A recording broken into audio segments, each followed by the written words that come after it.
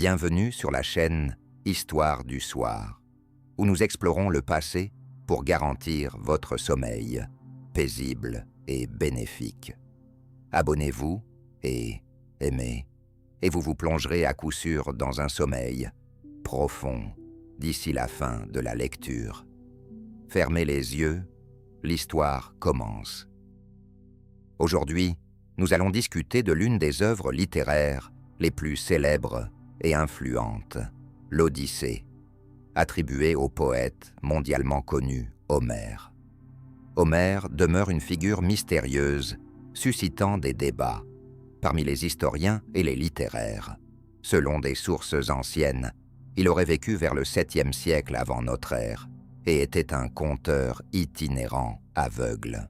Cependant, les chercheurs modernes suggèrent qu'il pourrait ne pas s'agir d'une seule personne, mais d'une véritable tradition de transmission orale des récits. Le nom d'Homère est indissociable de deux des plus grandes œuvres de la littérature antique, l'Iliade, qui raconte la dernière année de la guerre de Troie, et l'Odyssée.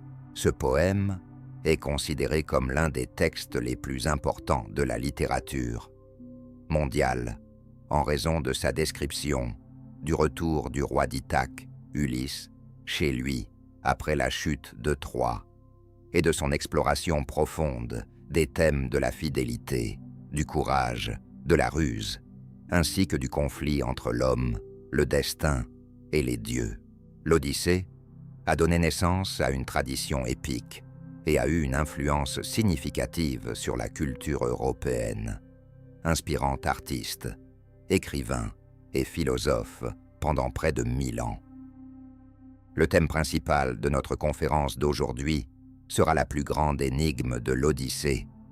Pourquoi le retour d'Ulysse chez lui a-t-il pris 10 longues années? Quelles difficultés a-t-il rencontrées en chemin? Quels exploits a-t-il réalisés et quelles épreuves a-t-il affrontées? Nous tenterons de répondre à ces questions en étudiant pas à pas le parcours du grand héros, des murs détruits de Troie au rivage natal d'Ithaque. Pour comprendre les complexités du chemin d'Ulysse vers son retour, il convient de revenir aux événements qui ont précédé ses aventures. Ulysse, roi d'Ithaque, est l'un des héros les plus uniques de la mythologie grecque antique. Contrairement à des guerriers illustres tels qu'Achille ou Héraclès, il s'est illustré non par sa force physique, mais par son intelligence exceptionnelle, sa ruse et sa capacité à trouver des solutions originales à des problèmes complexes. Dans l'Antiquité, Ulysse était perçu comme l'incarnation de la sagesse et de la perspicacité, et ses capacités intellectuelles suscitaient un respect et une crainte tout aussi grands que les compétences martiales des autres héros. Lorsque la guerre de Troie a éclaté, Ulysse ne voulait pas quitter sa maison. La légende raconte qu'après l'enlèvement de la belle Hélène par le prince troyen Paris, les Grecs ont commencé à préparer une expédition massive contre Troie. Le roi d'Ithaque a tenté d'éviter de participer au conflit en feignant la folie. Il a crié dans un champ, attelé à un bœuf et un âne, et au lieu de semer des grains, il a semé du sel, espérant que les Grecs le prendraient pour un fou et le laisseraient en paix. Cependant, son stratagème a été découvert lorsque le roi Palamède a décidé de placer devant le soc du charrue le jeune fils d'Ulysse, Télémaque. Ainsi, Ulysse était contraint d'arrêter son serviteur et de reconnaître sa feinte, acceptant d'aller à la guerre. Pendant 10 longues années, Ulysse se trouvait sous les murs de Troie, participant au combat et démontrant des qualités exceptionnelles de stratège et de diplomate. En tant que conseiller des chefs, il a contribué à résoudre des situations complexes et a aidé à plusieurs reprises les Grecs à éviter des défaites. Cependant, son accomplissement le plus célèbre reste l'idée du cheval de Troie, qui a mis fin au siège de la ville après 10 ans. Comprenant qu'il était pratiquement impossible de prendre Troie par la force, Ulysse Thermosa proposait aux chefs grecs un plan audacieux et original. Selon le plan d'Ulysse, les Grecs devaient faire semblant de lever le siège et de rentrer chez eux. Ils ont brûlé leurs canons, sont montés à bord de leurs navires et ont prétendument pris la mer pour retourner en Grèce. Cependant, sous les murs de Troie, ils ont laissé un gigantesque cheval en bois qu'ils ont offert aux Troyens comme un cadeau de la déesse Athéna, protectrice de la sagesse et de la ruse militaire. À l'intérieur du cheval se cachèrent les plus valeureux des guerriers grecs, y compris Ulysse lui-même. Les Troyens observaient avec perplexité le départ de la flotte grecque, pensant ainsi avoir remporté la victoire dans la guerre. Malgré l'avertissement du prêtre Laocoon, qui lança une lance dans le cheval de bois et mit en garde contre une menace potentielle à l'intérieur, les Troyens décidèrent néanmoins d'accepter ce cadeau et traînèrent le cheval dans la ville.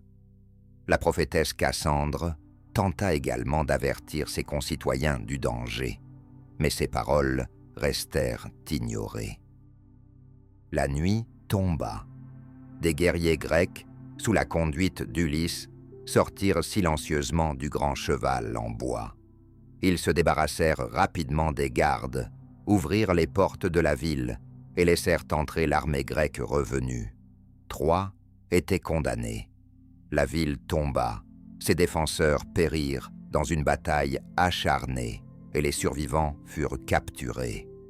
Les Grecs obtinrent un butin immense et de nombreux prisonniers, mettant ainsi fin à cette guerre sanglante de 10 ans. Après la fin de la guerre, les héros commencèrent à se préparer pour leur retour chez eux. Ulysse quitta 12 navires, les chargeant de riches trophées et de fidèles compagnons, rêvant de revoir sa chère Ithaque, sa femme Pénélope et son fils Télémaque, désormais grand. Il espérait un retour paisible et sans encombre, mais le destin lui réservait un tout autre chemin. Ulysse n'avait pas encore idée que les dieux lui préparaient de rudes épreuves. En particulier, la colère de Poséidon sera redoutable, car bientôt, dans la fureur de sa haine, il dirigera toutes ses forces contre le héros. Cela rendra son retour chez lui long et douloureux, s'étalant sur 10 années entières, autant que la guerre de Troie elle-même. Après avoir quitté les murs, en ruine de Troie, les navires d'Ulysse se dirigèrent vers la mer ouverte, se dirigeant vers l'ouest en direction de leur chère Ithaque. Le temps était clément, et les héros, remplis de fierté et de joie après leur victoire, espérèrent rentrer chez eux rapidement et en toute sécurité. Après plusieurs jours, en mer ouverte, les navires grecs arrivèrent sur les côtes de Thrace, où vivait le peuple guerrier des Cicones. Les Cicones étaient connus pour leur bravoure, leurs compétences martiales élevées et leur caractère austère. Ce terme des guerriers fiers et puissants, qui ne connaissaient pas le repos face aux invasions étrangères.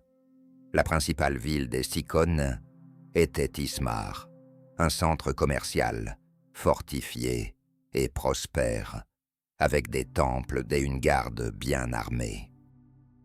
Lorsque les navires d'Ulysse atteignirent la côte, il donna l'ordre de débarquer et d'attaquer la ville à la recherche de nourriture et de provisions. Ulysse avait soigneusement planifié une rapide incursion, espérant obtenir ce dont ils avaient besoin et repartir immédiatement. Selon ses calculs, les Grecs ne devaient pas rester longtemps sur ce territoire dangereux. La chance sourit d'abord aux Grecs. Les habitants de la ville furent pris au dépourvu et ne purent organiser une résistance sérieuse. Les guerriers d'Ulysse prirent rapidement Ismare, vainquant facilement la garde peu nombreuse, et commencèrent à piller. Ils s'emparèrent d'or, d'armes, ainsi que de provisions de nourriture et de vin. Cependant, cette victoire rapide se retourna contre les Grecs comme une mauvaise blague. Ulysse appela à nouveau ses compagnons à ne pas traîner et à retourner au plus vite vers les navires. Cependant, en proie à la cupidité et à l'euphorie de la victoire, ces hommes ignorèrent l'ordre et continuèrent à piller et à célébrer leur succès, vidant les entrepôts et les caves à vin. Pendant que les Grecs festoyaient avec insouciance, les défenseurs survivants de la ville se rendirent dans le village Sicone, le plus proche, pour demander du renfort. Bientôt, au mur d'Ismare, une puissante armée se rassembla, surpassant les forces d'Ulysse par un rapport d'environ 3 contre 1. Armés d'arcs, de lances et d'épées, les renforts siconais encerclèrent la ville et se préparèrent à une contre-attaque rapide. Le lendemain matin, ils attaquèrent soudainement les Grecs, leur infligeant de lourdes pertes dans les premières minutes du combat. Une bataille féroce éclata durant plusieurs heures, devenant chaotique et sanglante. Les Grecs, qui venaient à peine de se réjouir de leur butin facile, se virent maintenant contraints de se défendre désespérément dans une situation critique. Ulysse prit lui-même la tête de la défense, cherchant à maintenir l'ordre et à organiser la retraite vers les navires. Cependant, ces hommes subissaient de lourdes pertes et se retirèrent dans un désordre complet, abandonnant dans les rues de la ville les richesses qu'ils avaient précédemment pillées. Les Sicones, poursuivant les fuyards, poussèrent les Grecs jusqu'au bord de la mer. À l'issue d'un combat acharné, les Grecs parvinrent néanmoins à monter à bord des navires et à prendre la mer. Malgré cela, leur victoire se transforma en une défaite écrasante. De chaque navire d'Ulysse, 6 hommes furent perdus, et au total, plus de 70 Grecs furent tués. Dans la panique, en s'éloignant des côtes Sicones, les Grecs réalisèrent, pour la première fois, à quel point les conséquences de la négligence et du non-respect des ordres pouvaient être terribles. La confrontation avec les Sicones devint une leçon importante pour tout l'équipage. Ulysse pleurait ses hommes tombés, mais il savait que de nouveaux défis l'attendaient. Il ordonna aux navires de sortir en mer ouverte, désireux de laisser derrière eux ces côtes inhospitalières et dangereuses, après avoir perdu de nombreux compagnons fidèles et une part significative de leur butin. Ulysse regardait avec inquiétude les étendues de l'océan, pressentant les dangers à venir. Après 9 jours de navigation difficile en mer ouverte, luttant contre des tempêtes et des intempéries, les navires d'Ulysse approchèrent d'une île inconnue, enveloppée d'un mystérieux brouillard. L'équipage avait besoin d'eau douce et de nourriture fraîche. C'est pourquoi Ulysse ordonna d'envoyer des éclaireurs pour découvrir qui habitait cette terre étrange et s'il y avait des dangers sur ses rivages. Les éclaireurs débarqués sur la rive rencontrèrent bientôt les habitants de l'île, qui se nommaient les lotophages, ce qui signifie en grec « mangeurs de lotus ». Ce peuple pacifique et accueillant vivait dans l'abondance parmi des plantes étonnantes, aux fruits éclatants et juteux. Parmi elles, le légendaire lotus se distinguait particulièrement, ayant donné son nom à toute la communauté. Les lotophages accueillirent les Grecs chaleureusement, leur proposant de goûter à leurs célèbres fruits. Cependant, Ulysse et son équipe ignorèrent que ces fruits possédèrent une force étonnante et perfide. En les goûtant, une personne oubliait tout, son foyer, sa famille, ses camarades et même sa propre identité. Le goût sucré du lotus plongeait l'homme dans un état de béatitude euphorique et d'indifférence totale envers son environnement. certains éclaireurs grecs ne purent résister à cette tentation. Après avoir goûté les fruits, ils perdirent tout désir de retourner au navire, ne souhaitant que continuer à savourer cette doux oubli. Ils perdirent la mémoire de l'objectif de leur voyage, de leur patrie et de leurs proches.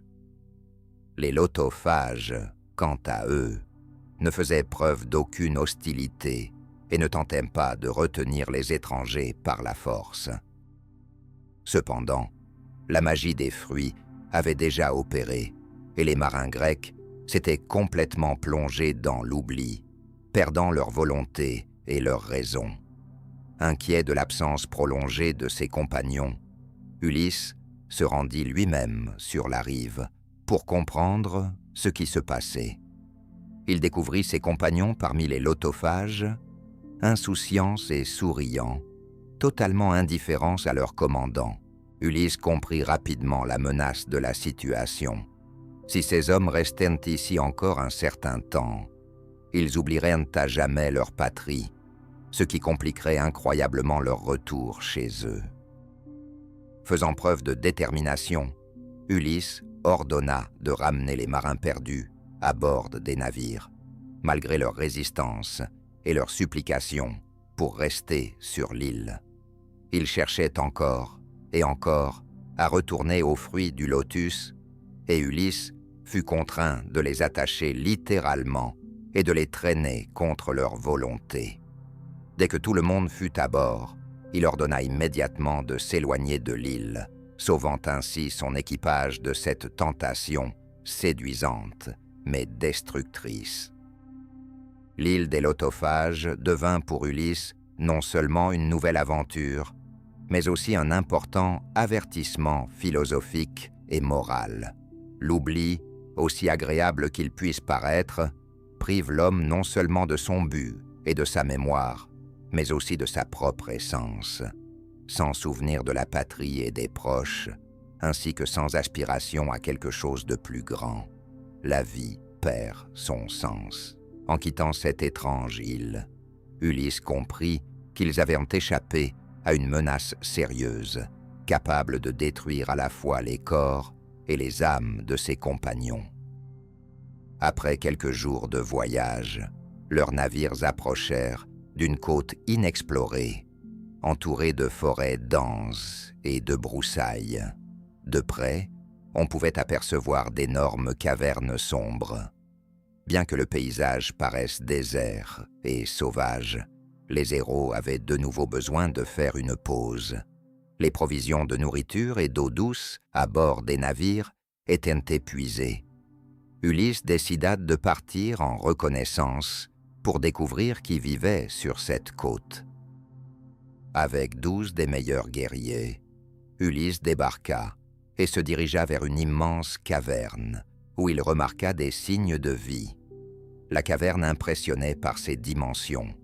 En entrant, les Grecs trouvèrent d'énormes paniers de fromage, des jarres en terre cuite remplies de lait, des carcasses d'animaux et une multitude d'ustensiles de taille colossale.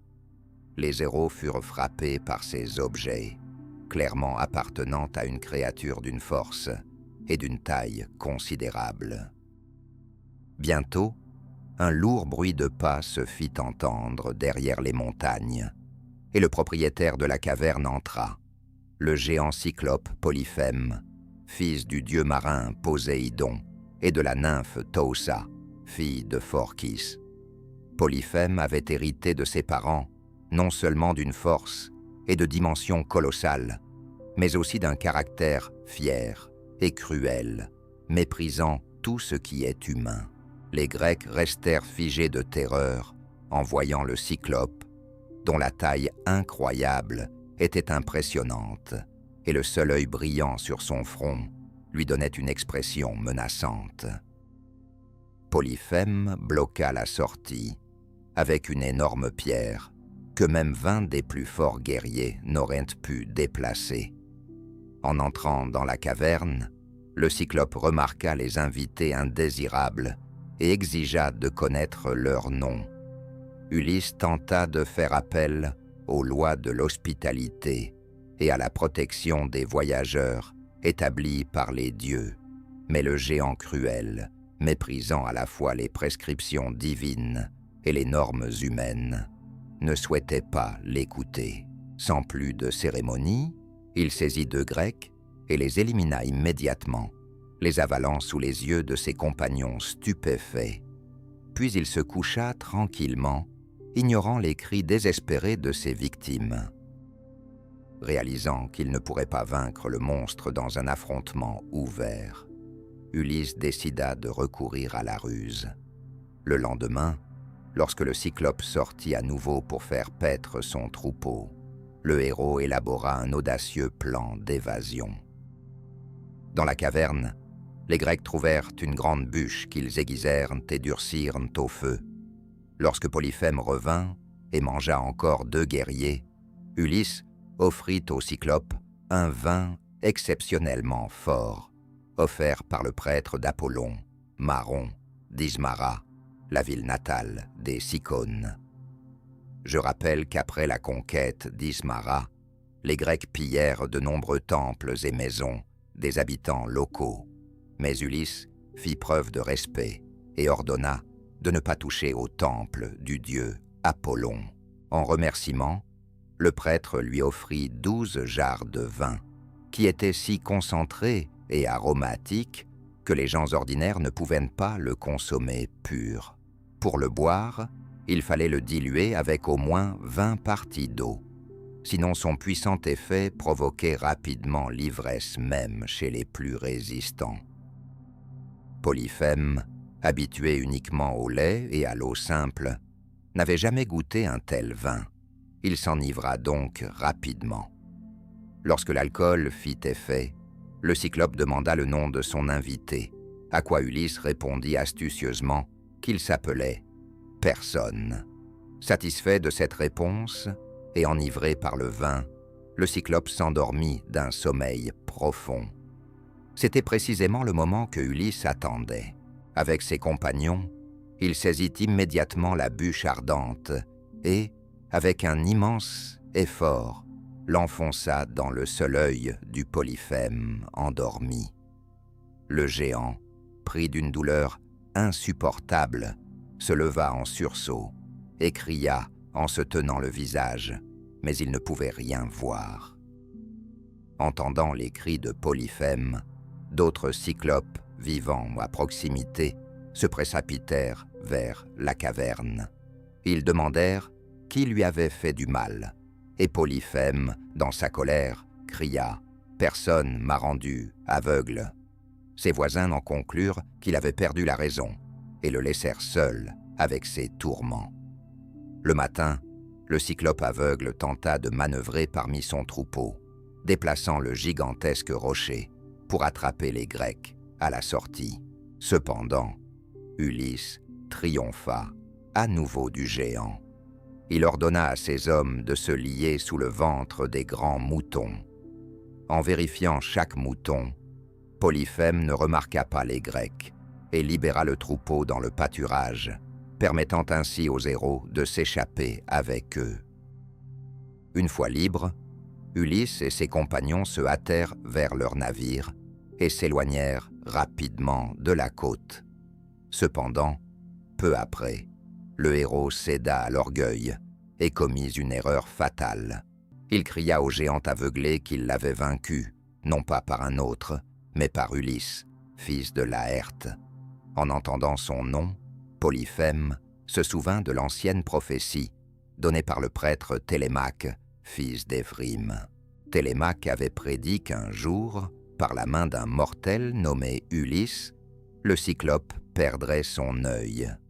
Polyphème, cependant, s'attendait à affronter un puissant guerrier et non un fragile voyageur. Comprenant que la prophétie s'était réalisée, Polyphème se tourna en suppliant vers son père Poséidon, demandant vengeance pour les souffrances et l'humiliation subies. Entendant son appel, et étant plein de colère pour son fils, Poséidon jura qu'Ulysse ne rentrerait pas chez lui rapidement et facilement. le dieu de la mer décida d'imposer aux héros de longues années d'errance, de souffrances et de pertes. Après avoir quitté les rivages des Cyclopes, les navires d'Ulysse se retrouvèrent à nouveau à la merci de la mer tumultueuse. À présent, aux tempêtes imprévisibles et à l'incertitude s'ajoutait la menace de la vengeance du puissant Poséidon. Néanmoins, les héros poursuivirent leur voyage, espérant tout de même atteindre leur patrie. Bientôt, les héros arrivèrent sur l'incroyable île d'Éolie, gouvernée par Éole, le maître des vents. Ce personnage atypique avait le pouvoir sur tous les vents et était vénéré par les anciens Grecs comme un être divin ou semi-divin. Il vivait dans un magnifique palais sur une île flottante, entouré de hautes murailles de bronze qui la protégeaient des intrusions des vents extérieurs. Éole avait une grande famille, 6 fils et 6 filles qu'il mariait dans le but de préserver la pureté de sa lignée et l'harmonie dans son foyer. Cette nombreuse descendance vivait avec lui sur l'île dans la paix, l'abondance et le bonheur, loin des préoccupations du monde extérieur. Malgré sa puissance, Éole accueillit Ulysse avec bienveillance, lui offrant son hospitalité et écoutant son récit des difficultés et des épreuves rencontrées après la chute de Troie. Ulysse passa un mois entier dans le palais d'Éole, récupérant ses forces et se reposant des épreuves qu'il avait endurées.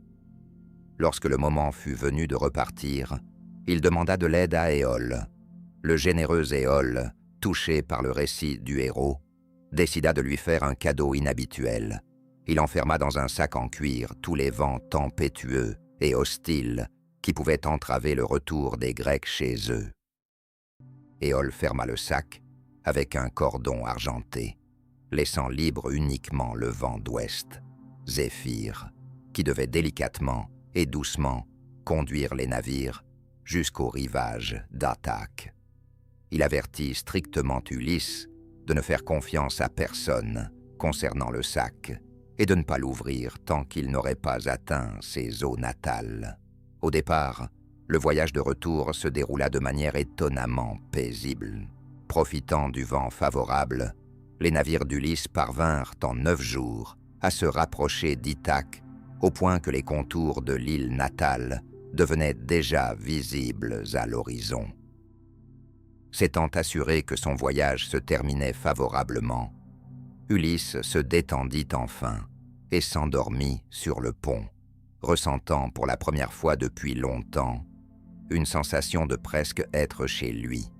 Cependant, c'est à ce moment précis qu'une erreur fatale se produisit sur les navires, causée par la méfiance et l'envie de ses compagnons. Certains marins, épuisés par les errances et les privations, commencèrent à discuter du mystérieux sac reçu d'Éole. Les marins suspectèrent qu'Ulysse ne leur faisait pas confiance et cachait le contenu du sac, croyant qu'il renfermait des trésors destinés uniquement à lui. En proie à la cupidité, à l'envie et à la méfiance, ils décidèrent de vérifier le sac en secret et délièrent le cordon argenté pendant que le héros dormait. À ce moment-là, un sifflement incroyable et un fracas retentirent. Tous les vents s'échappèrent en liberté. Les ouragans qui se déchaînèrent emportèrent instantanément les navires et les rejetèrent loin des côtes natales, les ramenant à nouveau sur l'île d'Éole. Entendant le bruit et les cris de l'équipage, Ulysse comprit rapidement l'ampleur du désastre. Envahi par un profond désespoir, il vit qu'il s'était à nouveau éloigné d'Ithaque.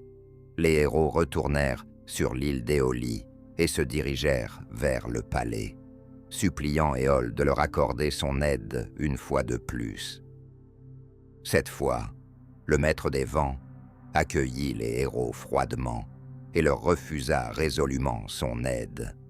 Il déclara qu'Ulysse était maudit par les dieux, car son aide inhabituelle s'était révélée inutile, et il les chassa de l'île, les laissant lutter seuls contre les éléments et leur destin. L'épisode du sac des vents revêt une importance clé, non seulement en raison de l'erreur fatale de l'équipage, mais aussi grâce à sa profonde signification symbolique. Cet épisode illustre de manière frappante le problème de la confiance entre les individus, les difficultés du leadership et les risques qui surgissent lorsqu'un groupe perd son unité et commence à douter de son chef.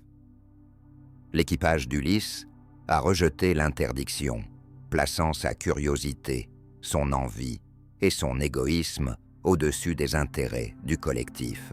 Cela a conduit à une distance physique par rapport à la patrie et a détruit les liens internes entre les héros, semant la méfiance et la déception les uns envers les autres.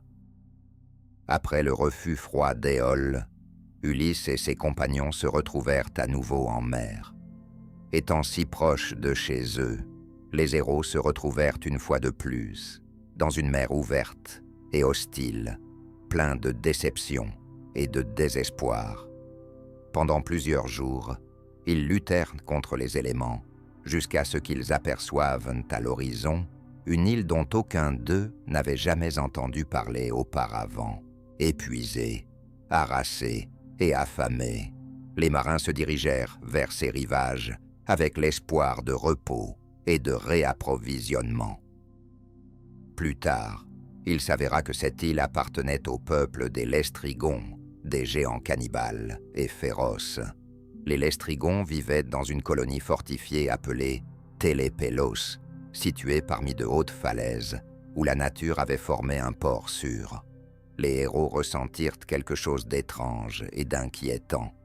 Le port était trop calme et clos, protégé par des falaises majestueuses. Ulysse, s'appuyant sur les leçons amères des rencontres passées, ne se hâta pas d'introduire son navire dans le port. Il le laissa à l'extérieur de la baie, tandis que les autres 11 navires entraient et jetaient l'ancre dans les eaux calmes. Bientôt, il envoya 3 de ses guerriers en reconnaissance pour découvrir qui habitait cette île et s'il fallait espérer leur hospitalité et leur aide. En grimpant sur une haute colline, les éclaireurs d'Ulysse aperçurent une grande forteresse construite en énormes blocs de pierre. À l'entrée de la ville, ils rencontrèrent Tartakicia, une jeune fille d'une taille exceptionnelle, fille du roi des Lestrygons, Antiphate. Elle désigna la maison de son père, et les héros s'y dirigèrent dans l'espoir de recevoir l'hospitalité. Cependant, cette rencontre s'avéra fatale pour eux. Dès que les Grecs entrèrent dans la maison d'Antiphate, ils furent impressionnés par la taille du roi, qui s'avéra être un immense géant au regard terrifiant et au visage sévère. Sans poser de questions, le roi des Lestrygons saisit l'un des éclaireurs et l'avala instantanément sous les yeux des autres. 2 survivants se précipitèrent vers les navires, appelant leurs camarades à une évacuation immédiate, chantant le danger terrible qui les menaçait. Pendant ce temps, les Lestrygons donnèrent l'alerte et sortirent de la forteresse vers la baie. Ces géants, armés de lourdes pierres, les soulevaient sans effort avec leurs puissantes mains et commencèrent à les lancer sur les navires immobiles des Grecs dans le port. Les Grecs se retrouvèrent piégés.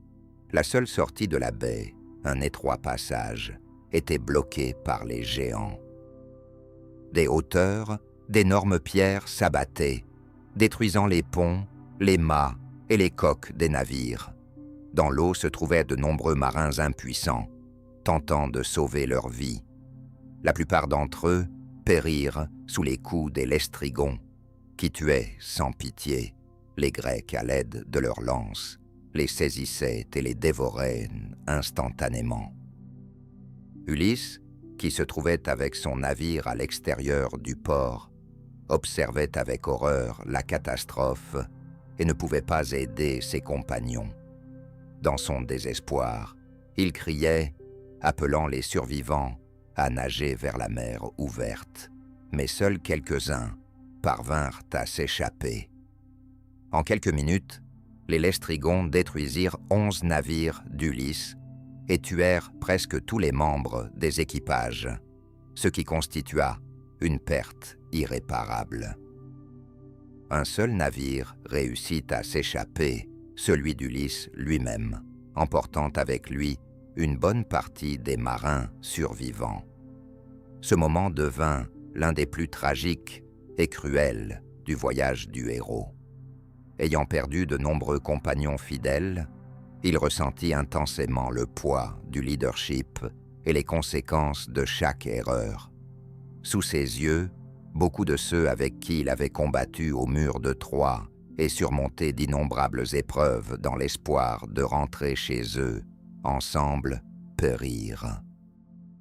L'incident avec les Lestrygons devint le symbole de la nature impitoyable du monde extérieur, auquel l'homme est confronté lorsqu'il chercha à rentrer chez lui.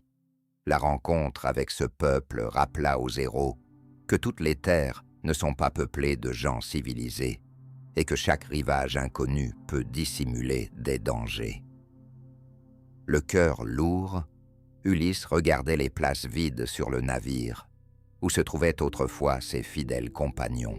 L'équipage fut envahi par le désespoir, car ils devaient maintenant poursuivre leur chemin vers la maison presque seuls, réalisant à quel point ce voyage pouvait être complexe et dangereux.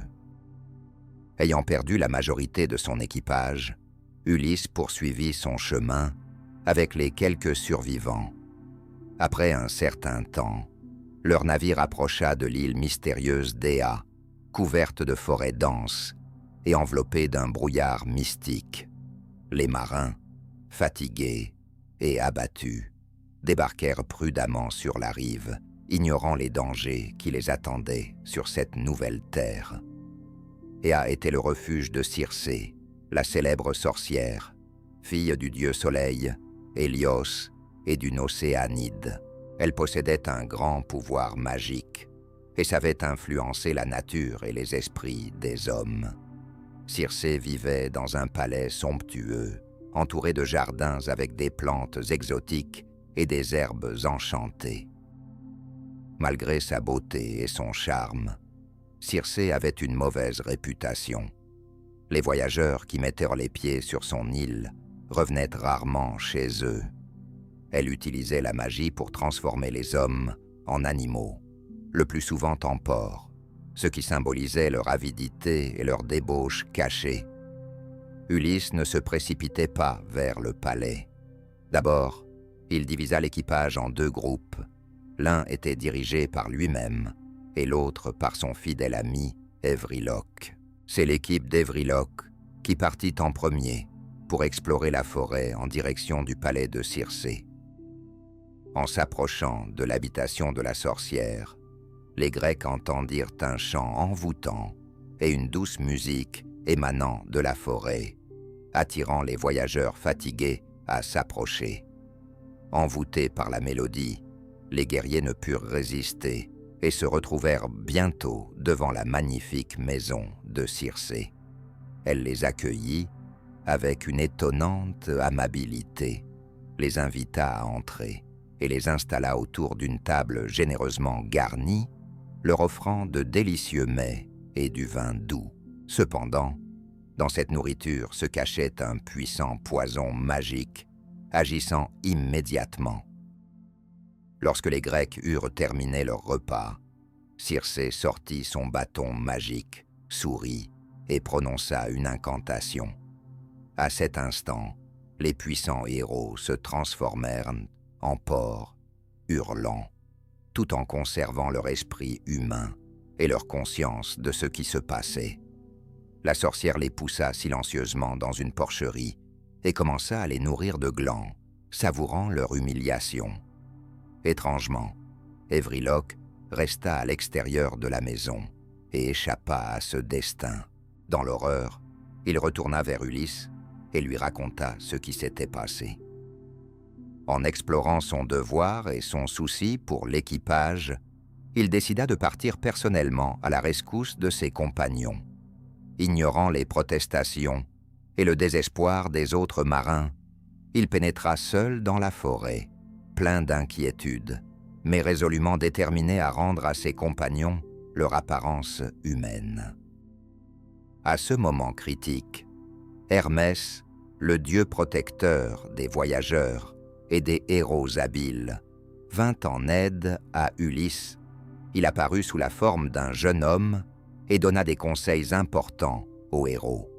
Hermès le mit en garde contre le pouvoir magique de Circé et lui proposa une herbe spéciale, la molly, avec une racine noire et des fleurs d'un blanc éclatant, capable de neutraliser ses enchantements. Lorsque Circé lui proposera une boisson magique, il devra discrètement manger cette herbe pour que le sort ne prenne pas effet. Cependant, même après cela, le héros ne doit pas se relâcher. Il doit dégainer son épée et menacer la sorcière de mort.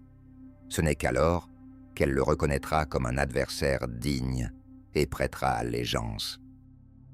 Suivant les instructions d'Hermès, Ulysse s'adressa à Circé et accepta son invitation à entrer. Lorsqu'elle lui proposa un sort sous forme de vin, le héros mangea discrètement l'herbe et but tranquillement.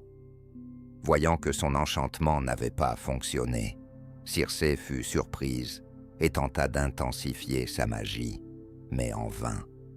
Ulysse dégaina son épée et la menaça résolument de mort si elle ne libérait pas ses compagnons et ne mettait pas fin à ses méfaits. Pour la première fois confrontée à quelqu'un capable de résister à sa sorcellerie, la sorcière fut frappée par la force d'esprit et la sagesse du héros. Remplie de respect pour lui, elle accepta de devenir son allié et sa bien-aimée. Ulysse passa une année entière chez Circé, profitant de son hospitalité et de son amour.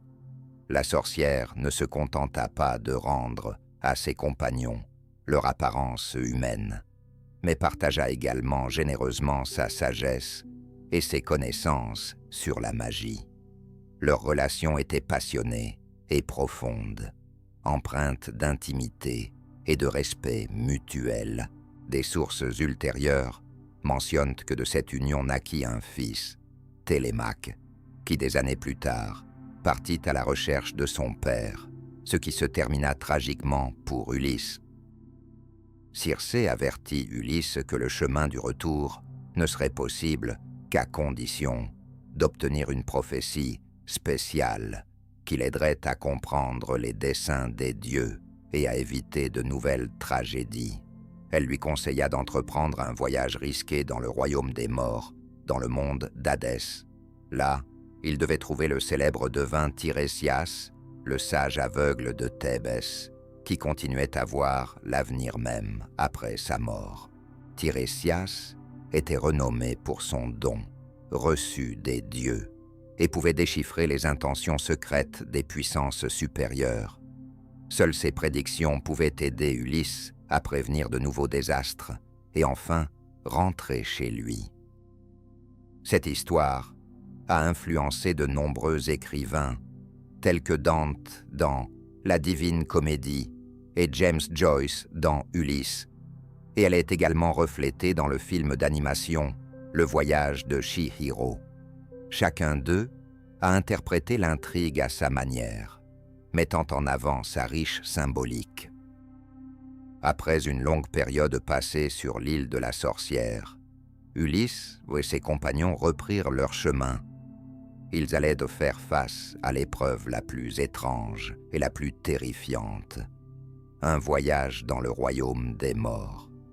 Pour les anciens Grecs, ce royaume était un lieu triste et oppressant, où les âmes des défunts erraient sans but. Pour rencontrer Tirésias, Ulysse devait effectuer un rituel spécial sur le rivage de l'océan, à l'entrée du monde souterrain. Arrivés à l'endroit requis, le héros et ses compagnons réalisèrent une offrande, suivant les rites prescrits par Circé.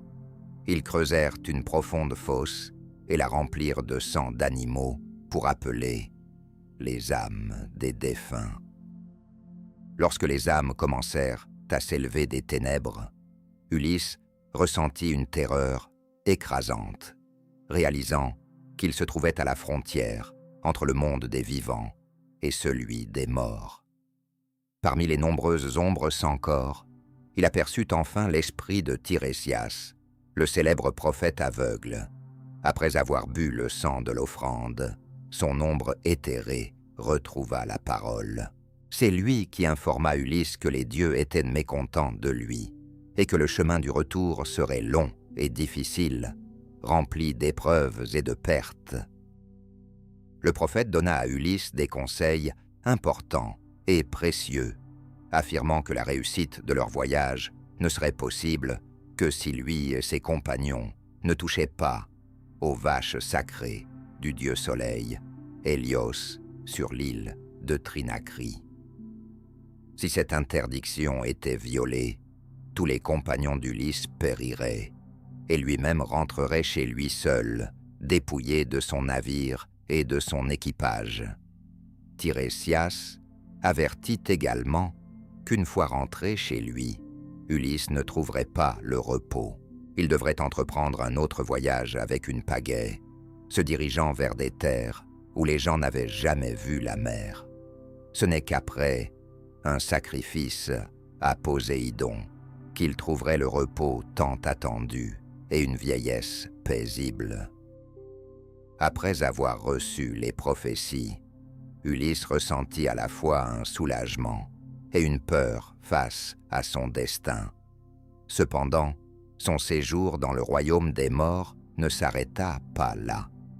Il remarqua comment des ombres familières de héros et de proches se rassemblaient autour de lui, désireuses de boire du sang et de communiquer avec un être vivant. La rencontre avec l'esprit de sa mère, Anticlée, qui était morte de chagrin en son absence, fut particulièrement émouvante. Elle lui raconta les difficultés auxquelles Pénélope faisait face, contrainte de résister à l'assaut des prétendants, ainsi que la façon dont Télémaque avait grandi. Anticlée tenta d'étreindre Ulysse, mais son ombre se dissipa dans ses bras, laissant le héros avec une profonde douleur. La rencontre d'Ulysse avec les plus grands héros de la guerre de Troie, Achille et Agamemnon, fut tout aussi mémorable. Achille, reconnu comme le meilleur guerrier, mort au mur de Troie, déclara ouvertement qu'il préférerait être le dernier esclave parmi les vivants, plutôt que roi parmi les morts. Cette affirmation soulignait le tragisme de son destin et l'absurdité de la gloire après la mort. Cette rencontre servit à Ulysse de leçons importantes sur la valeur de la vie et la nécessité de rentrer chez lui vivant et en bonne santé. Agamemnon raconta sa tragique mort aux mains de sa femme et de son amant. Il avertit Ulysse de faire preuve de prudence à son retour chez lui et de ne pas faire confiance trop facilement, même à ses proches, afin d'éviter son sort amer. Ulysse rencontra également d'autres héros, tels que le puissant Ajax, Héraclès et le roi Minos, qui jugeaient les morts. Ces rencontres laissèrent une profonde impression sur Ulysse, le poussant à reconsidérer ses actions, ses erreurs et l'importance des épreuves à venir sur le chemin du retour. Le voyage dans le royaume des morts est considéré comme l'un des moments clés et symboliques de toute l'Odyssée. Il démontre non seulement la force intérieure et le courage du héros, prêt à tout, mais aide également à prendre conscience de la valeur de la vie, de la gloire et du foyer. En quittant le royaume des morts, Ulysse ressentait des émotions intenses, mais il emportait avec lui des connaissances et des leçons inestimables. La prophétie de Tirésias et les rencontres avec les héros disparus devinrent pour lui une source de sagesse, de compréhension et de force nécessaires pour poursuivre son long et difficile chemin vers le retour. Après un voyage difficile dans le royaume des morts, Ulysse et ses compagnons revinrent sur l'île de Circé pour se préparer à la prochaine étape de leur navigation. Ayant appris la rencontre du héros avec Tirésias et la prophétie reçue, la sorcière lui donna de nouveaux conseils importants. Elle l'avertit des menaces mortelles qui l'attendaient, mettant particulièrement en garde contre la rencontre avec les sirènes, des créatures mystérieuses dont le chant envoûtant perd tout marin. Les sirènes étaient des créatures alliant beauté et horreur. Selon les mythes grecs anciens, ces femmes oiseaux vivaient sur une petite île entourée de rochers aigus et dangereux. Leur voix, incroyablement envoûtante, attirait tous ceux qui entendaient leur chant.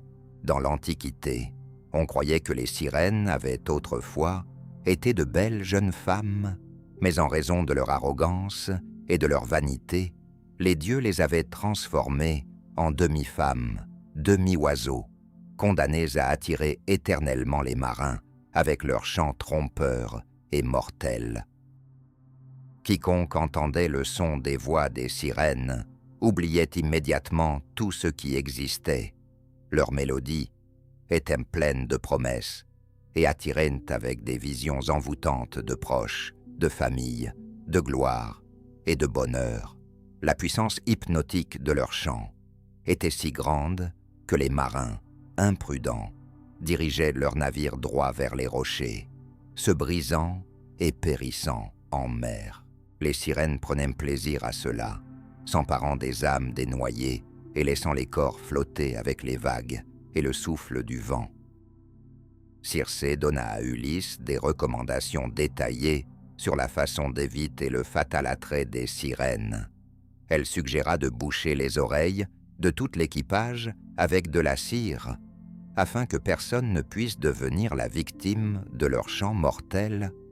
Cependant, poussé par une curiosité irrésistible et le désir de découvrir l'inconnu, Ulysse décida d'agir différemment. Il ordonna aux marins de l'attacher solidement au mât et de ne pas le délier, quelles que soient ses demandes et supplications. Ulysse voulait entendre le chant des sirènes et rester en vie, ce qui n'avait jamais réussi à aucun mortel auparavant.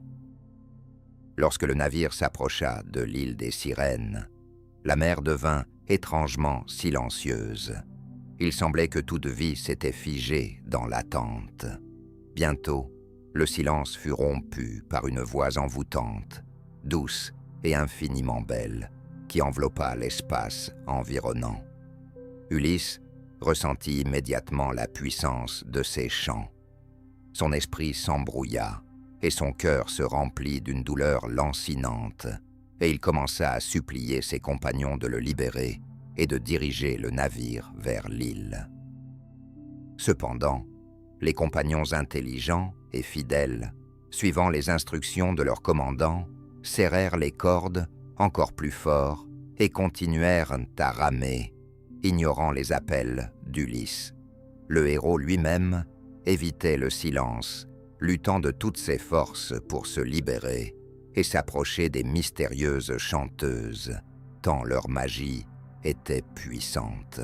Le chant des sirènes lui promettait des connaissances sur l'univers, sur le passé et l'avenir, et pendant un instant, il était prêt à tout sacrifier juste pour toucher à ces mystères.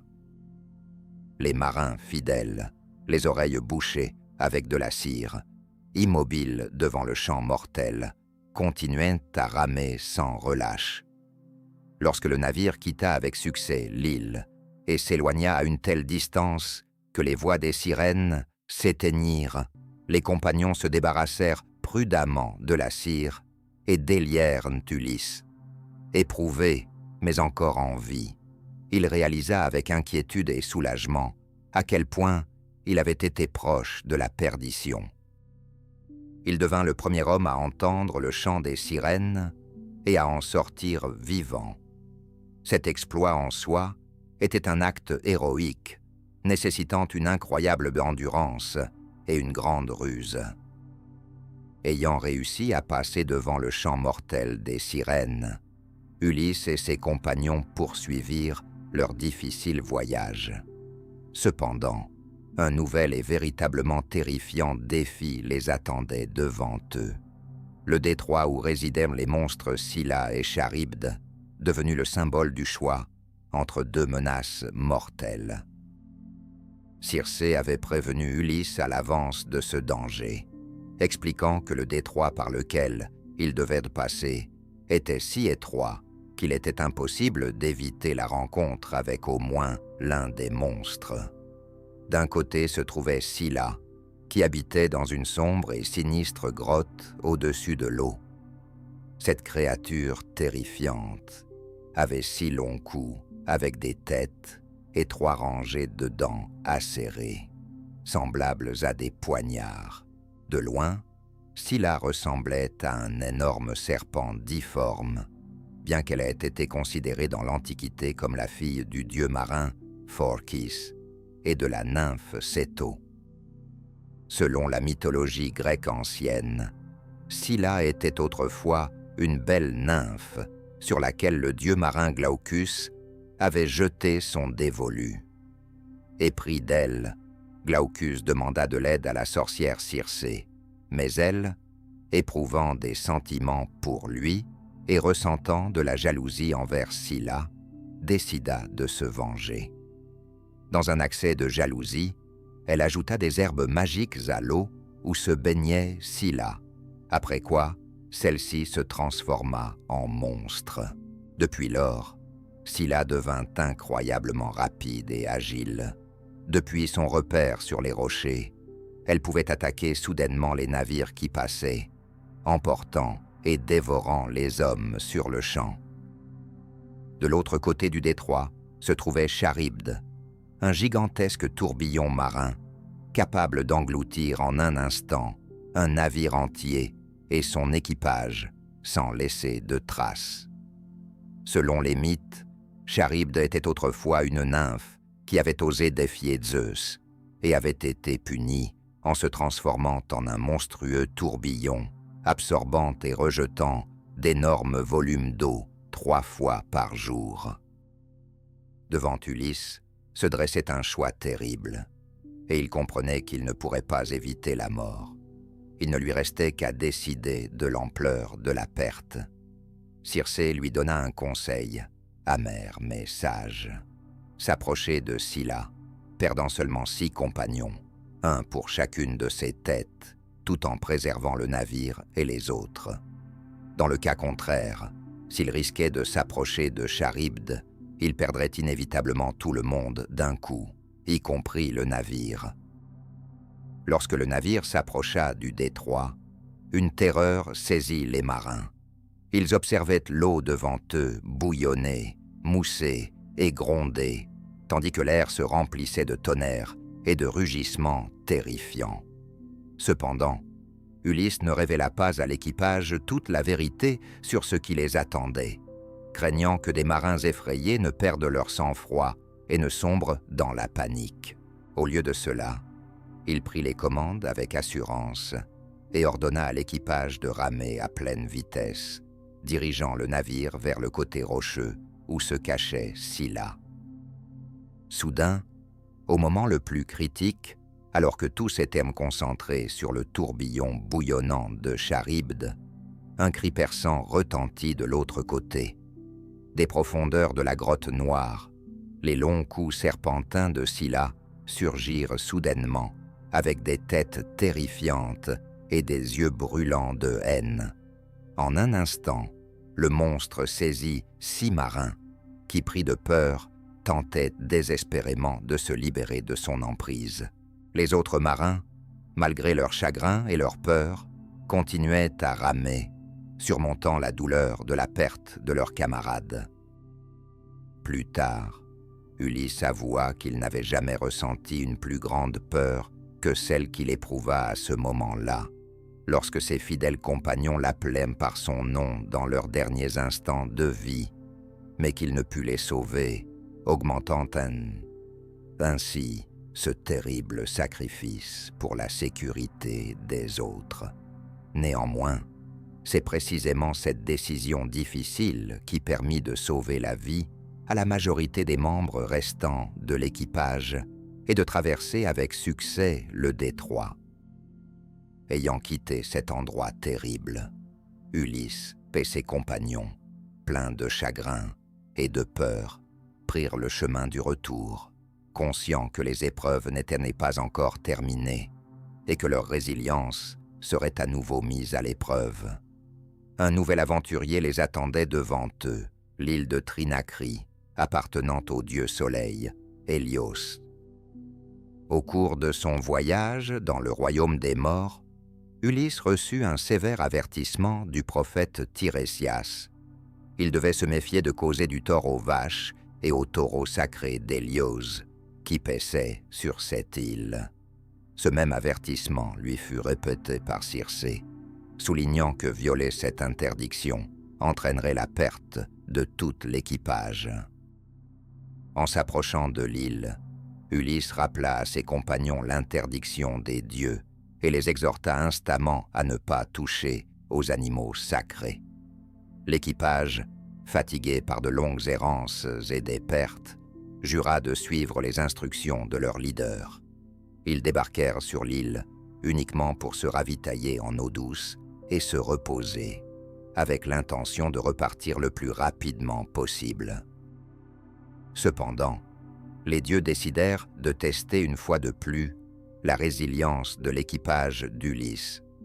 Peu après leur débarquement sur l'île, une terrible tempête éclata, entravant la poursuite du voyage. Pendant des jours, le vent souffla sans relâche. Le ciel était obscurci par des nuages sombres, et la mer était dans un tel tumulte furieux qu'il était impossible de quitter l'île. Les réserves de nourriture s'épuisèrent, et les marins commencèrent à ressentir la faim. Les hommes épuisés perdaient patience, et leur esprit s'assombrissait sous le poids du désespoir. La situation devint critique lorsque Ulysse s'enfonça dans l'île pour prier seul les dieux de l'aide. Pendant ce temps, Évriloque, le plus proche ami d'Ulysse et une autorité parmi l'équipage, ne put supporter l'épreuve de la faim et commença à convaincre ses camarades de violer l'interdiction. Il prononça un discours vibrant, affirmant qu'il valait mieux affronter la colère des dieux que de mourir d'une honteuse faim. Évriloque convainquit les marins qu'en rentrant chez eux, ils offriraient des sacrifices et demanderaient pardon aux dieux, espérant ainsi échapper à la punition. La faiblesse et le désespoir s'emparèrent de l'équipage et ils cédèrent à la tentation. Les hommes tuèrent plusieurs vaches et taureaux sacrés d'Hélios, violant ainsi l'interdiction des dieux, et commencèrent à préparer leur nourriture. À ce moment fatidique, Ulysse revint et, avec horreur, vit ce qui se passait. Il comprit qu'en agissant ainsi, ses compagnons avaient en signé leur propre arrêt de mort, et le destin de tout l'équipage était déjà scellé. Hélios, apprenant l'affront cruel, entra dans une colère terrible et se plaignit à Zeus, exigeant que les mortels soient punis pour leur audace. Il menaça de quitter le ciel pour toujours, laissant la terre sans lumière ni chaleur. Sous la pression d'Hélios, Zeus accepta d'agir, et le destin des hommes fut scellé. Lorsque la tempête se calma enfin, les héros se précipitèrent vers le navire et prirent la mer, espérant échapper à la punition. Cependant, dès que l'île disparut de leur vue, le ciel s'assombrit à nouveau et un tonnerre assourdissant retentit. Zeus, tenant sa promesse, lança un éclair éblouissant sur le navire d'Ulysse, le détruisant en un instant. Tout l'équipage, à l'exception d'Ulysse, périt.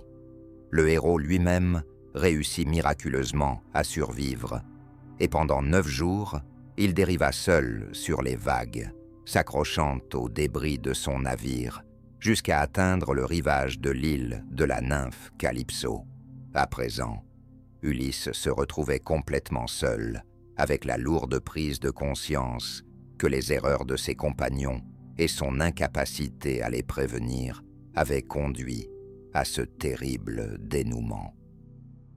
Pendant 9 jours et nuits, il resta sur les débris de son navire détruit, luttant contre le froid, la faim et le désespoir, jusqu'à ce que finalement les vagues le portent jusqu'à la belle et isolée île d'Égili. Ses rivages étaient bordés de jardins luxuriants et de bosquets, emplis de parfums doux et de chants d'oiseaux. C'est ici que vivait la nymphe immortelle, Calypso, fille du titan Atlas, célèbre pour sa beauté incomparable et son pouvoir magique. Calypso était une beauté exceptionnelle, dotée d'un charme mystérieux. Elle avait le pouvoir de retenir les mortels sur son île, leur promettant jeunesse, éternelle et immortalité. En voyant Ulysse, épuisé par ses longs voyages et presque au bord de la mort, elle eut pitié de lui et décida de lui venir en aide. La nymphe entoura le héros de ses attentions, soigna ses blessures et restaura ses forces en lui offrant de la nourriture. Avec le temps, Calypso tomba amoureuse d'Ulysse et lui proposa l'immortalité et une vie paisible sur son île, promettant qu'il oublierait à jamais ses souffrances et son passé. Cependant, ce bonheur proposé devint une lourde épreuve pour le héros. Malgré sa beauté et la tentation de cette promesse de félicité éternelle, Ulysse ne pouvait pas accepter. Toutes ses pensées et ses sentiments étaient occupés par la nostalgie de son foyer, en particulier d'Ithaque, de sa femme Pénélope et de son fils qu'il connaissait à peine. Pour Ulysse, l'immortalité et la jeunesse éternelle n'avaient aucune valeur sans la possibilité de retourner chez lui et de mener une vie humaine ordinaire. Calypso, sincèrement amoureuse de lui, ne pouvait pas le laisser partir. Son amour et son désir de garder Ulysse sur l'île s'avérèrent plus forts que sa compassion. Ainsi commença son emprisonnement de 7 ans. Chaque jour, il s'asseyait sur la plage, regardant l'horizon infini et rêvant de voir les voiles d'un navire qui le libérerait enfin de l'insupportable mélancolie et de la solitude. Chaque nuit, Ulysse s'endormait, tourmenté par des souvenirs de sa patrie et un sentiment d'impuissance face à la perte de ses amis, de son foyer et de sa liberté.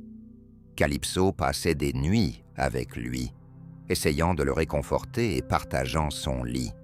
Malgré cette proximité pleine de tendresse et d'attention, même en se plongeant dans sa beauté et ses soins, il ne pouvait pas oublier sa patrie, Pénélope et son fils. Physiquement, Ulysse était avec Calypso, mais ses pensées et ses sentiments l'emportaient constamment au-delà de la mer. Cette contradiction intérieure lui causait des souffrances. Il ressentait un sentiment de culpabilité envers sa femme et un sens de justice envers la nymphe qu'il aimait sincèrement. Sur l'île, le héros vivait dans un paradoxe, entouré de beauté et de confort, mais éprouvant en même temps une profonde misère, étant le prisonnier de la nymphe immortelle et incapable de maîtriser son propre destin. Aucune épreuve, y compris la rencontre avec les sirènes ou l'affrontement avec le cyclope, n'était aussi douloureuse que l'enfermement sans fin chez Calypso. Pendant ce temps, sur l'Olympe, les dieux surveillaient le destin d'Ulysse. Athéna, la déesse de la sagesse et sa principale protectrice, s'adressa à plusieurs reprises à Zeus en appelant à la miséricorde et à la justice. Finalement, Zeus décida d'aider et envoya son messager Hermès avec un ordre pour Calypso. La nymphe devait laisser partir Ulysse et lui permettre de retourner chez lui. En entendant l'ordre des dieux, Calypso ressentit une profonde indignation et un chagrin. Avec regret, elle accusa les immortels de jalousie, rappelant qu'ils prenaient souvent des mortels pour époux, et trouva injuste qu'on ne lui permette pas de vivre avec un homme de son choix. Cependant, n'ayant pas d'autre choix, elle accepta d'exécuter la volonté de Zeus. La nymphe aida Ulysse à construire un radeau, lui fournit les provisions nécessaires et lui donna des instructions détaillées sur la façon de rentrer chez lui. En guise d'adieu, les larmes aux yeux, Calypso avoua à Ulysse qu'elle l'aimait sincèrement et ne souhaitait que son bonheur, et qu'elle le laissait partir uniquement par la volonté des dieux et non par son propre désir. En quittant l'île, Ulysse ressentait de la joie et un soulagement, tout en éprouvant une profonde gratitude envers la nymphe qui lui avait sauvé la vie et offert de l'amour, bien que non réciproque. Maintenant, il devait faire face à sa dernière épreuve, le retour chez lui à Ithaque et la rencontre avec ses êtres chers, pour qui il était prêt à surmonter toutes les difficultés qui se présenteraient sur son chemin. Lorsque Ulysse s'engagea en mer sur son radeau, Poséidon, encore animé par sa vengeance pour l'aveuglement de son fils Polyphème, décida de lui infliger une dernière épreuve. Le dieu des mers déclencha une tempête violente, soulevant des vagues gigantesques et cherchant à entraîner à nouveau Ulysse dans les profondeurs de l'océan. Malgré la proximité de la mort, les dieux soutinrent à nouveau le héros. La déesse marine, Ino, voyant les souffrances d'Ulysse, éprouva de la miséricorde pour lui et lui offrit un manteau magique qui permettait au héros de rester à la surface de l'eau et d'éviter la mort au milieu des vagues tumultueuses. Après 2 jours de lutte contre les éléments, Ulysse, épuisé, parvint au rivage de l'île de Chérie, habité par les nobles Phéaciens. Ce peuple était réputé pour son amour de la mer, son hospitalité et sa bonté, et leur roi était le sage et bienveillant Alcinous. Sur les rivages de l'île, Ulysse, rejeté par les vagues et ayant perdu son dernier refuge, s'endormit d'épuisement parmi la végétation côtière. Le lendemain matin, la jeune princesse Nausicaa, fille d'Alcinous, se rendit à la plage avec ses servantes pour laver des vêtements, et c'est elle qui découvrit par hasard le héros endormi. Au début, les jeunes filles furent effrayées par l'apparence d'Ulysse. Il était sale, épuisé et presque sans vêtements. Cependant, ses manières nobles et sa capacité à parler de manière convaincante et polie, même dans un état si pitoyable, impressionnèrent Nausicaa. Faisant preuve de miséricorde, elle offrit au héros des vêtements et de la nourriture, et lui indiqua le chemin vers le palais de son père, lui expliquant comment se comporter lors de la rencontre avec le roi et la reine. En entrant dans le magnifique palais d'Alcinous, Ulysse tomba à genoux devant le roi et sa femme, arrêtée, demandant de l'aide. Il ne révéla pas immédiatement son nom, suivant la vieille sagesse qui conseille de se méfier des étrangers, mais demanda humblement la possibilité de retourner chez lui. En voyant les souffrances du voyageur et ses manières bienveillantes, Alcinous fut ému et manifesta immédiatement sa générosité, promettant d'aider Ulysse à retourner à Ithaque. Le lendemain, le roi organisa un magnifique banquet en l'honneur de son invité, invitant tous les nobles habitants du pays des Phéaciens. Lors de la fête, le célèbre chanteur, Démodocos, interpréta des chansons sur la guerre de Troie, ce qui provoqua chez Ulysse de profondes émotions et des larmes en se remémorant son passé. Remarquant cela, Alcinous demanda prudemment à son invité de révéler son nom et d'expliquer pourquoi cette histoire l'avait tant touché. Pour la première fois en de nombreuses années d'errance, Ulysse raconta en détail aux auditeurs phéaciens sa véritable histoire. Son récit devint la base de l'œuvre future et fut magistralement exécuté. Il commença par la fin de la guerre de Troie et dévoila progressivement toutes les horreurs et tragédies qu'il avait poursuivies au cours de ses longues années d'errance. Le récit d'Ulysse laissa les Phéaciens en extase. Ils l'écoutaient attentivement, éprouvant une sincère sympathie et admirant le courage et la sagesse du héros. Le roi Alcinous, profondément ému par ce qu'il avait entendu, promit à Ulysse que son peuple lui apporterait immédiatement de l'aide pour son retour en Ithaque.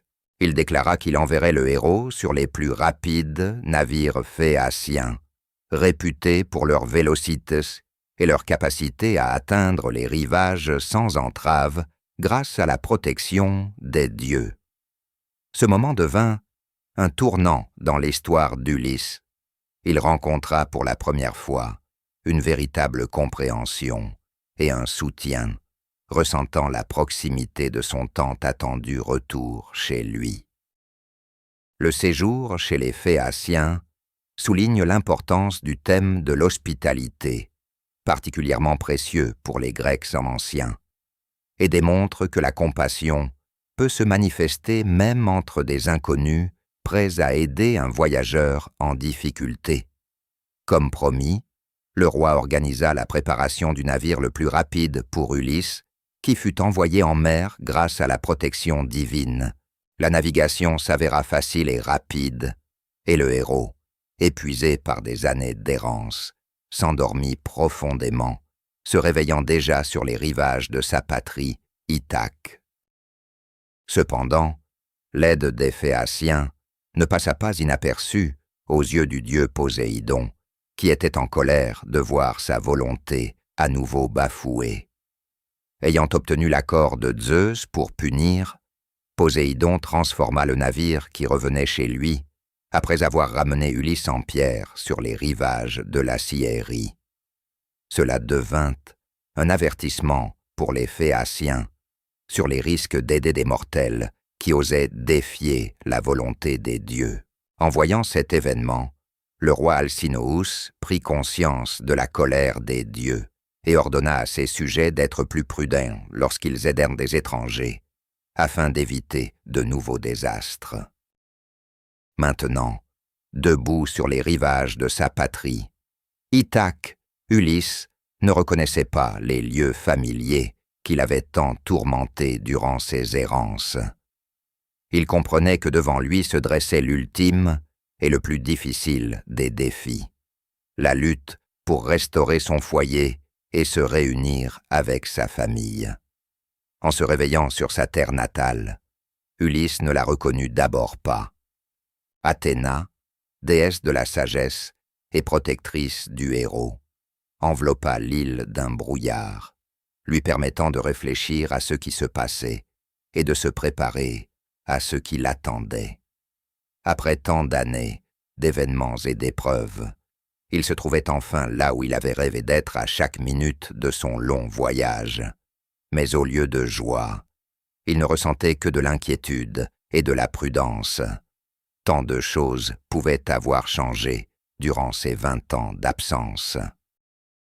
La première à rencontrer Ulysse sur Ithaque fut la déesse Athéna, qui prit l'apparence d'un jeune berger. Dans la conversation, il fit preuve de la prudente sagesse qui lui était habituelle, ne cherchant pas à révéler immédiatement son véritable nom et son origine. Athéna apprécia son comportement, et ce n'est qu'alors qu'elle lui montra sa véritable forme, dissipant le brouillard. Elle informa le héros que sa maison était menacée. Pénélope se retrouve entourée de prétendants insistants, cherchant à l'épouser de force et à s'emparer du royaume. Pendant ce temps, son fils Télémaque lutte depuis de nombreuses années contre cette pression, mais il est encore trop jeune pour faire face à la situation seule. Athéna a aidé Ulysse à changer d'apparence, le transformant en un vieux mendiant, et lui a conseillé de s'adresser en premier lieu à son fidèle porcher, Evméos. Malgré les longues années de séparation, Evméos lui est resté fidèle et a continué à s'occuper des troupeaux, attendant le retour de son maître. La rencontre avec lui fut émouvante pour Ulysse. À ce moment-là, il réalisa que tout n'était pas perdu, qu'on se souvenait de lui et qu'on l'aimait, et que la fidélité existait encore dans ce monde. Ulysse ne révéla pas immédiatement sa véritable identité à son porcher, Evméos, préférant d'abord tester sa fidélité et sa prudence. Pendant ce temps, Athéna se dirigea vers Télémaque, qui voyageait dans les pays voisins à la recherche d'informations sur son père disparu. Elle conseilla au jeune homme de rentrer rapidement chez lui, l'avertissant que le moment des actions décisives était bientôt arrivé. Lorsque Télémaque revint à Ithaque et se dirigea vers Evméos, un événement clé de ses voyages se produisit, la rencontre avec son père. Au début, il ne reconnut pas Ulysse et ne vit qu'un mendiant. Cependant, Athéna leva le sort, restaurant la véritable apparence du héros, après quoi Télémaque, tout émerveillé, se jeta dans ses bras. Cette rencontre les inonda de larmes de douleur et de joie, devenant le moment de la prise de conscience qu'ensemble, ils pourraient rétablir la justice et protéger leur maison des prétendants insistants. Ensemble, ils élaborèrent un plan pour neutraliser les prétendants et leur retirer toute chance de résistance. Télémaque avait préalablement retiré toutes les armes de la grande salle du palais, ne laissant que ce qui était nécessaire pour lui et son père. Ainsi, ils se préparèrent à la bataille décisive, s'assurant un avantage crucial. De retour au palais sous l'apparence d'un mendiant, Ulysse fut témoin du comportement odieux des prétendants, qui dépensaient sans cœur ses richesses et se moquaient de Pénélope et des domestiques. Pour rester fidèle à Ulysse, Pénélope, chaque jour, par ruse, retardait le mariage irrévocable.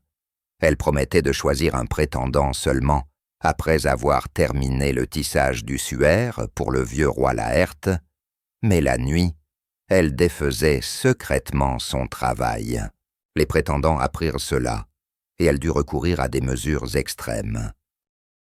Pénélope organisa la dernière épreuve, le tir à l'arc d'Ulysse, dont l'art de maîtrise n'appartenait qu'à lui. Elle déclara qu'elle épouserait celui qui parviendrait à tendre la corde de l'arc et à toucher précisément l'ouverture des 12 haches disposées verticalement. Les prétendants essayèrent un par un de relever ce défi, mais personne ne réussit à tendre l'arc puissant. Alors, le mendiant demanda la permission de participer à l'épreuve.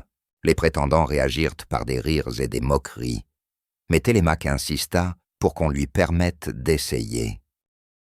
Ulysse tira sans effort la corde de l'arc et frappa précisément les 12 haches, provoquant choc et peur parmi les présents. Puis, il retira son masque, révélant sa véritable identité. Le moment décisif de la vengeance était arrivé. Lui et quelques serviteurs fidèles dégainèrent leurs armes et engagèrent le combat avec les prétendants déconcertés.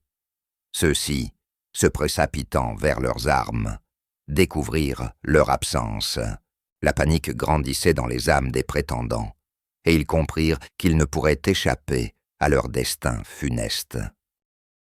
La bataille s'avéra brutale et impitoyable, car les prétendants avaient commis d'atroces crimes contre l'hospitalité et la famille, offensant les dieux et le héros. Grâce à la sagesse et aux compétences militaires d'Ulysse, tous les prétendants furent vaincus, et la justice triompha.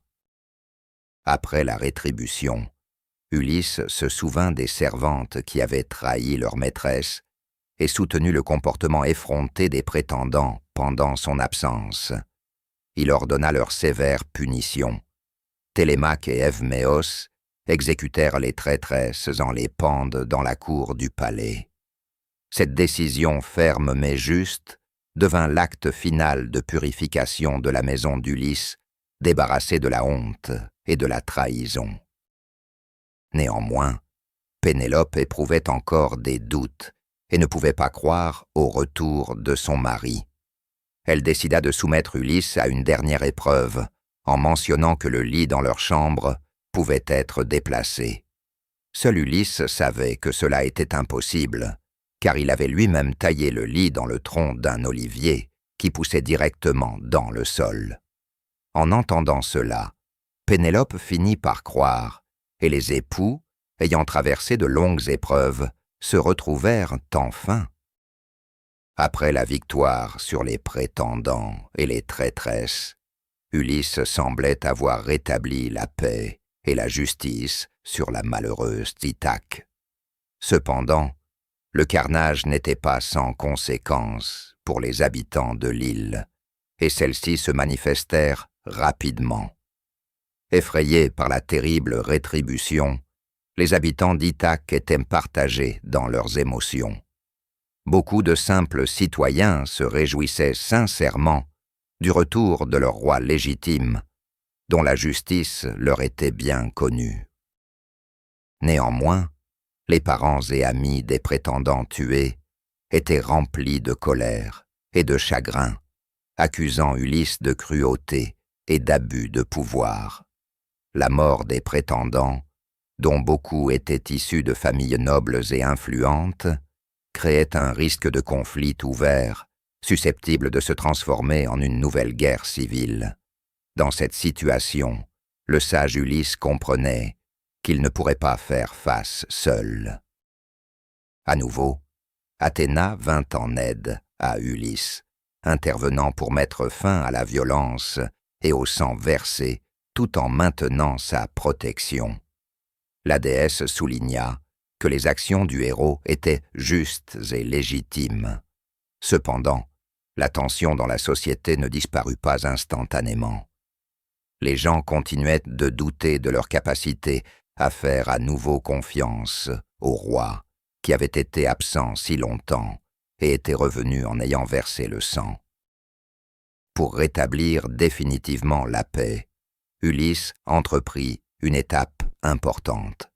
Il se dirigea vers son vieux père, Laërte, qui avait vécu seul, et dans le désespoir tout ce temps, croyant avoir perdu son fils pour toujours. Leur rencontre fut un moment émouvant, qui aida Ulysse à se sentir de nouveau chez lui. Avec Laërte et son fils Télémaque, il réussit à obtenir le soutien de nombreuses familles influentes d'Ithaque et à démontrer qu'ils étaient à nouveau unis. Pendant ce temps, les parents des prétendants tués se préparaient à attaquer le palais, cherchant à venger leurs proches. Cependant, grâce à l'intervention opportune d'Athéna, qui se présenta devant eux sous les traits d'un vieux mentor et se plaça entre les deux parties, en conflit, il fut possible de prévenir un nouveau carnage. La déesse convainquit les Ithaquiens de s'arrêter et de comprendre que les véritables responsables de ce qui s'était passé étaient principalement les prétendants eux-mêmes, qui avaient enfreint les lois de l'hospitalité et de la justice, défiant ainsi les dieux et les coutumes établies. Après les sages paroles d'Athéna, l'animosité s'apaisa progressivement. Les habitants comprirent que de nouveaux conflits ne feraient qu'aggraver les souffrances et commencèrent à percevoir le retour d'Ulysse comme un rétablissement de l'ordre légitime. Grâce à la patience et à la sagesse du roi, la confiance du peuple fut restaurée. Un traité de paix devint une étape clé.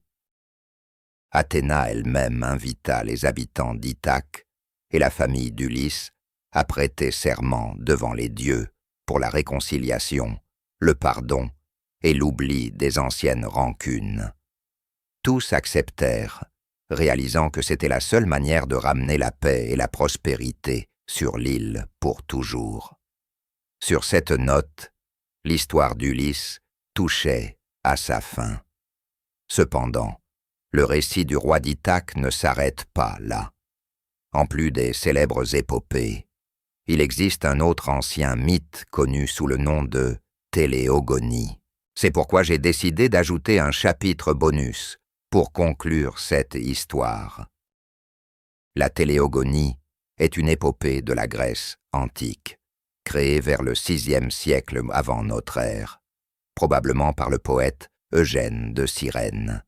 Le texte complet de l'œuvre ne s'est pas conservé, et nous ne connaissons son contenu que par des récits tardifs et de brèves mentions dans des sources antiques. Néanmoins, l'histoire racontée dans la Téléogonie était bien connue dans le monde antique et était considérée comme une suite des aventures d'Ulysse, de sa famille et de ses descendants. Ulysse a un fils avec Circé, né sur l'île mystérieuse d'É. Il s'appelait Télégon, ce qui, en grec ancien, signifie « né au loin ». Élevé par sa mère, le jeune Télégon rêvait depuis son enfance de connaître son père, dont il n'avait entendu que des légendes et des récits de Circé. Lorsqu'il atteignit l'âge adulte, sa mère lui révéla la vérité sur ses origines et lui annonça que son père était le célèbre héros Ulysse, roi de lointaine Ithaque. Inspiré par le désir de rencontrer son père et ses proches, il se lança dans un long voyage. Circé fournit à Télégon une arme inhabituelle, une lance avec une pointe en venin de raie, une créature marine mortelle. Après une longue et difficile navigation, il atteignit Ithaque. Cependant, en débarquant sur l'île, le jeune homme ne reconnut pas ses terres natales et les prit pour des terres étrangères. Il commença à piller les pâturages locaux, ce qui poussa immédiatement les habitants d'Ithaque à informer le roi.